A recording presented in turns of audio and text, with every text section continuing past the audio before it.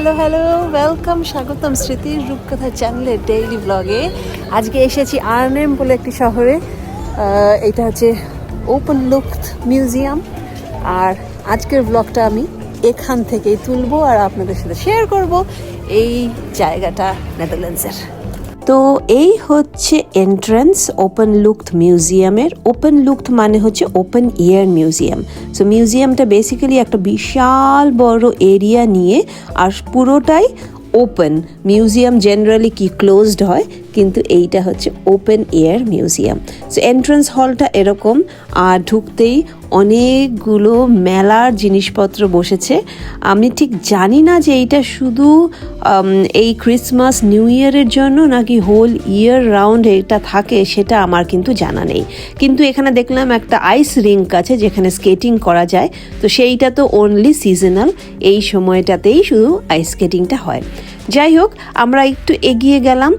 এই মিউজিয়ামটার বৈশিষ্ট্য হচ্ছে গিয়ে এই মিউজিয়ামটাতে পুরানো দিনের মানে নেদারল্যান্ডসের হিস্ট্রিটাকে তুলে ধরেছে।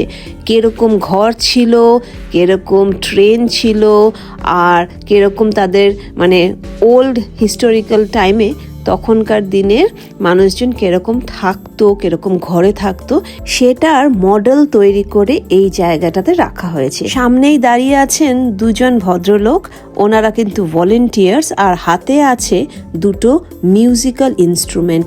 এই মিউজিক্যাল ইনস্ট্রুমেন্টগুলো ওনারা ইউজ করতো ওয়ারের সময়, যখন যুদ্ধ লাগতো তখন একে অপরকে জানানোর জন্য যে কি চলছে, যদি কোনো বোম আসছে বা কিছু যদি থ্রেট ওনারা দেখতে পেত, তো ওনারা এই ইনস্ট্রুমেন্টের সাহায্যে একে অপরকে ইনফর্ম করতো।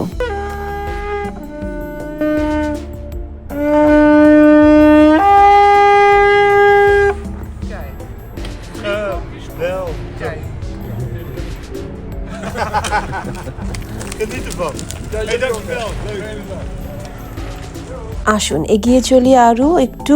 অনেকটা বড় এরিয়া, সো হেঁটে হেঁটে কভার করতে হবে। খুব সুন্দর লাগছিল দেখতে, ভীষণ ঠান্ডা, -5 ডিগ্রি সেন্টিগ্রেড, কিন্তু আজকে সূর্যটা উঠেছে কিরকম ঝলমলে দেখুন, আর পুরো আকাশটা নীল।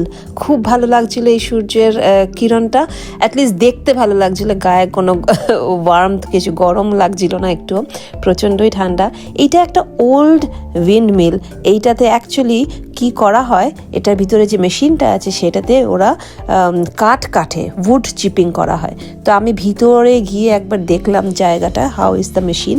তারপর ওখান থেকে বেরিয়ে এলাম, আর বেরিয়ে গিয়ে আর একটু এগিয়ে দেখব। এত বড় পার্ক, যদি আস্তে আস্তে হাঁটতে না থাকি পুরোটা দেখা হবে না। এই মাঝখানে যে লেকটা, এই লেকটা পুরো ফ্রোজেন হয়ে গেছে। সামনে দেখতে পাচ্ছেন আইসের কিউবস, ওগুলো হয়তো ভেঙেছে কেউ। পুরো লেকটাই ফ্রোজেন। মাঝখানে লেকটা, একদিকে হচ্ছে উইন্ডমিলগুলো আছে আর অন্যদিকে হচ্ছে পুরানো ঘরগুলো, আগেকার দিনের ঘর কিরকম হতো সেইটা। এইটা একটা ছোট্ট ঘর, ঘরের বাইরে একটা সিঁড়ি রাখা আছে, একটা গার্বেজ ক্যান, আর ঘরের ভিতরটা ঠিক এরকম একদম ছোট্ট এরিয়া। মাঝখানটাতে আছে জিসাস ক্রাইস্টের একটা ক্রস, পিছনে বেডরুম মানে বেডরুম একটা ছোট্ট বেড, আর সামনে একটুখানি কাঠে রান্না করার জিনিসপত্র, আর একটা মাদুর পাতা আছে। আর এই যে মাঝখানে জুতোটা কিন্তু ক্লম্পন বলে, এটা হচ্ছে গিয়ে কাঠের জুতো। আগেকার দিনের মানুষরা এরকম কাঠের জুতো পরতো। আর বাইরে একটা রাখা আছে নৌকা, তো সেটা দিয়ে বোঝা যাচ্ছে এটা একটা দরিদ্র মানুষের ঘর। আর অপোজিটটাতে ছিল এই বড় ঘরগুলো, সবুজ রঙের। এই বড় ঘরগুলোর ভিতরটা মিউজিয়ামটাতে দেখাচ্ছে যে কিরকম ছিল বড় লোকের ঘরগুলো। সো এটা একটা কন্ট্রাস্টিং কম্প্যারিজন দেখাচ্ছে। এই দরজাটা লক, আর এইটা একটা ট্রান্সপারেন্ট দরজা, তো বাইরে থেকেই দেখা যাচ্ছে যে কিরকম ছিল বড় লোকের বাড়ির ভিতরটা। সুন্দর সুন্দর ওয়াল আছে, আর রাখা আছে হচ্ছে গিয়ে ডাইনিং টেবিলটাতে ভর্তি খাবার দাওয়ার টেবিল, আর মাঝখানে একটা সুন্দর সাজানো রাজহাঁস, পাশে ফ্লাওয়ার্স মানে ফুল, তারপরে পিয়ানো, আর পিছন দিকে আছে হিটিং সিস্টেম। সো সব কিছুই মোটামুটি একটা মানে ভালো ওয়েল টু ডু ফ্যামিলির জিনিসপত্র। যাই হোক, ওই সব জিনিসগুলো দেখে একটু বেরিয়ে এলাম। পার্কটা এত সুন্দর লাগছিল দেখতে, পুরো মাঝখানের জলের বডিটা পুরো ফ্রোজেন, কিন্তু সারাউন্ডিংসটা খুব সুন্দর লাগছিল। তো আমরা হেঁটে হেঁটে এই মার্কেট জায়গাটাতে এলাম। এই মার্কেট জায়গাটাতে নানান জিনিস ছিল, বাচ্চাদের এন্টারটেনমেন্টের জিনিস ছিল, সার্কাস ছিল, আর ছিল হচ্ছে গিয়ে একটা সায়েন্সের জায়গা যেখানে সায়েন্সের ছোট ছোট সায়েন্সের অ্যাক্টিভিটিস চলছিল। সো অনেকগুলো অ্যাক্টিভিটিস চলছিল। আমার তো বেশ ভালো লেগেছে এই পার্কটা, মানে জাস্ট ওয়াকিং এরিয়াটা এতটাই সুন্দর। আর মাঝখানে সেই পুরানো দিনের উইন্ডমিলগুলো রাখা আছে, খুব সুন্দর লাগছিল হাঁটতে। আর এই ক্রিসমাসের সময় এই গাছগুলো একদম কঙ্কালের মতো দাঁড়িয়ে থাকে, এইটারও একটা কিন্তু চার্ম আছে, স্পেশালি যখন একটু সূর্য বেড়ায়।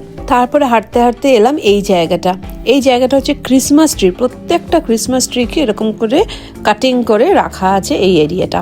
এটা একটা গার্ডেন এরিয়া, বেশ ভালো লাগলো দেখতে এটাকে। আর এইটার পরেই ছিল হচ্ছে কি বাচ্চাদের জন্য একটা বিশাল বড় প্লেগ্রাউন্ড। কি যে নেই প্লেগ্রাউন্ডটাতে, সব কিছুই আছে। খুব ভালো লাগলো প্লেগ্রাউন্ডটাতে, বাচ্চাদেরও ভালো লেগেছে একটু সময় খেলতে ওখানে।